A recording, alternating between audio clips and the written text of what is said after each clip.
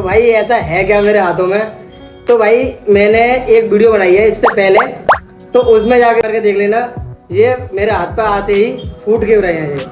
तो मिलते हैं नेक्स्ट वीडियो में, और इसके बारे में देख जरूर लेना ये गुब्बारे फूट कैसे रहे हैं।